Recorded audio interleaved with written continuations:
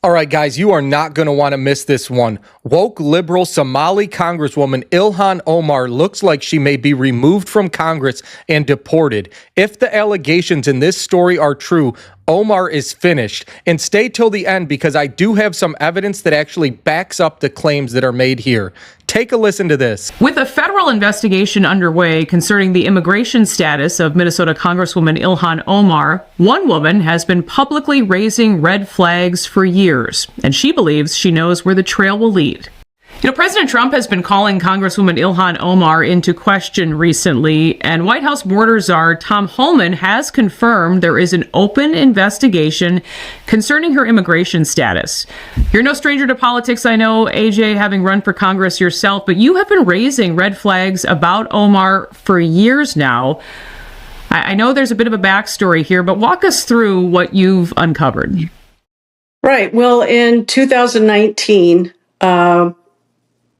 I was looking at something about Ilhan Omar on the internet, and it occurred to me to look at her birth year. I don't know why, or birth date. And so found out that she was actually 18 in the year 2000 when her father became eligible to apply for citizenship. Now, this is massive because Ilhan Omar claimed to be a minor and got her citizenship through her father at the time.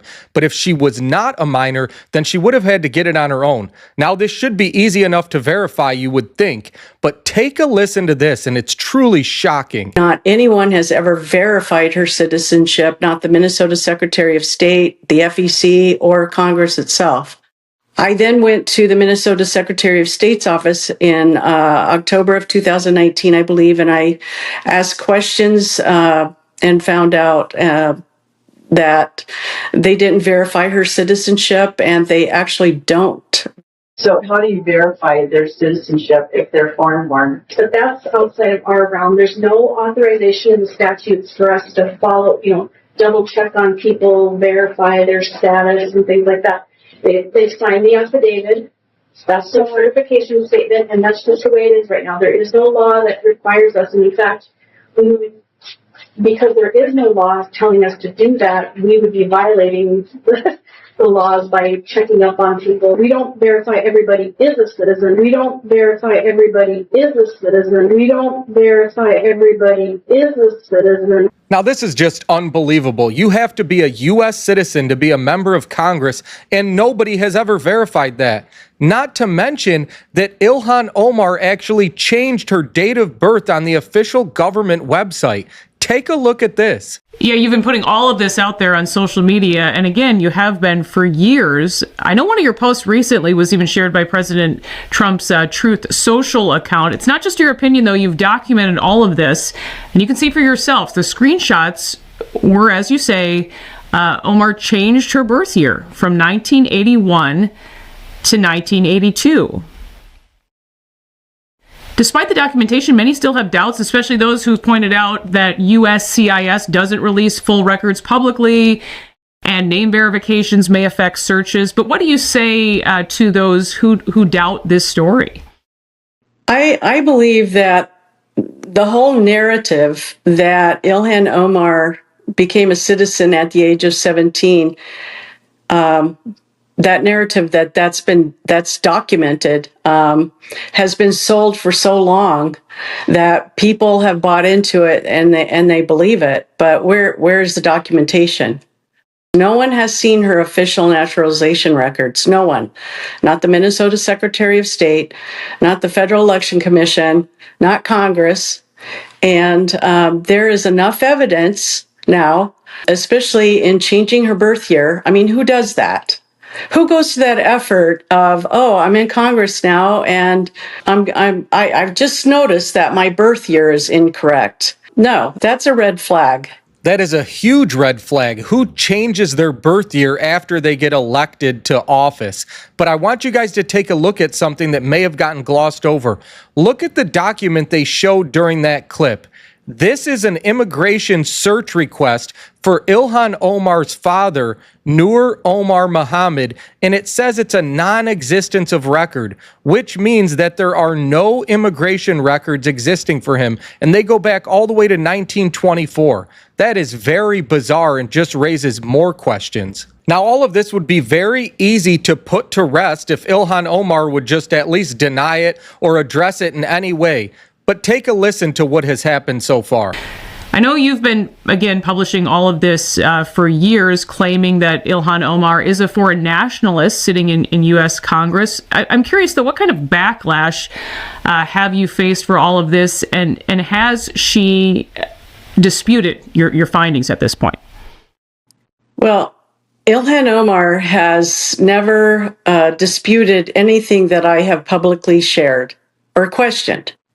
Never. She's never addressed it. So, AJ, with all of this attention recently on Omar's citizenship, do you think that something will finally happen? Liz, I've done the work. I've done the research. I've put it out there for people to see. So am I hopeful? Yes, I am. I'm hopeful, but I'll believe it when I see it. And hopefully Tom Homan will go get the documents from the government directly and not settle for something that Ilhan Omar or her attorneys dig up. But I am hopeful that something will happen, but we'll see. For somebody who can't seem to keep their mouth shut like Ilhan Omar, not even disputing this or ever addressing it is a red flag by itself. Let's hope Tom Homan investigates this and that Congress does their job and removes her after the findings come out. Now, I promised you guys that I had some evidence to back up the claim that Ilhan Omar lied about her age. Take a look at this. So this was an article on the BBC website after Ilhan Omar was elected in March of 2019. Now take a look at what it says here. 37-year-old. Now that would mean that she was born in 1981 if her birthday is October 4th, which has never been disputed. And then they even mention in the article that she was born in 1981. Again, that would mean that in the year 2000, she was already 18 because she would have turned 18 in 1999. For all of 2000, she would have been 18 turning 19, thus ineligible to become a U.S. citizen through her father through the process of derivative citizenship. Well, as they say, lies have short legs and eventually they get caught. It looks like Ilhan Omar's lies are finally catching up with her. President Trump has been on to her since 2018 when she was first elected, and she's been nothing but a problem since then. She's been linked to billions of dollars of fraud in the Somali community in Minnesota, and it's about time that Ilhan Omar is held accountable. Ilhan Omar is trending again. It's not even about politics this time. It's about her birthday. New questions are resurfacing and people are asking what's the real story. Over the years, debates around Ilhan Omar background has popped up online, but now her birthday is back in the spotlight and is sparking fresh conversations. Some critics are pointing to inconsistencies, while supporters say these claims have been raised before and debunked. What's important to understand is that much of these conversations come from online speculations, not confirmed findings. Still, the timing is what's raising eyebrows. Why is this resurfacing now, and who's benefiting from pushing this narrative? Welcome back to my channel. Thanks for sticking with us. If you're new here, this is a safe space for real conversations about health situations. Hit that subscribe button and turn on your notifications so you never miss a video. Video credit to the original creators of every single clip and stitch used in this episode. Let us get back into the videos. I'll be right back.